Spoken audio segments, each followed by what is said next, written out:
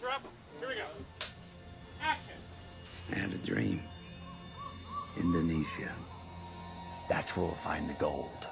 Kenny Wells is a great big dreamer. When you meet him, he's at the bottom of the barrel. Took over his father's company. He's running it into the ground. And he has a dream one night that there's gold over in this place we had been to some 8 years earlier. And he's brave enough to follow up on that dream. Kenny remembers meeting a guy, Mike Acosta, a geologist, who struck it big with a copper strike a few years back. Of course, when we end up meeting Mike, he's just as down on his luck as Kenny is. My father scratched everything he ever owned out of a rock. I died with dirt under his fingernails, and I intend to do the same. 1/8 of an ounce per ton. What are you saying tonight? We gotta strike. We gotta go find Mike! We gotta go find Mike! Yeah, for better or worse, the ride had begun.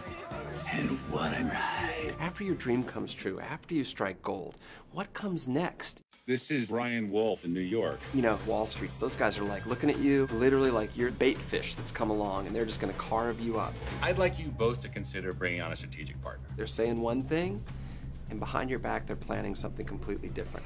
You see these hands, Brian? These are my father's hands. I've scratched and clawed through the hot earth with these hands, and I will bury you with these hands.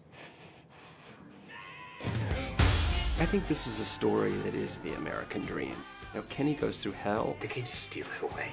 but like in all those great adventure movies, you measure yourself against the gods, and then you either survive or you don't.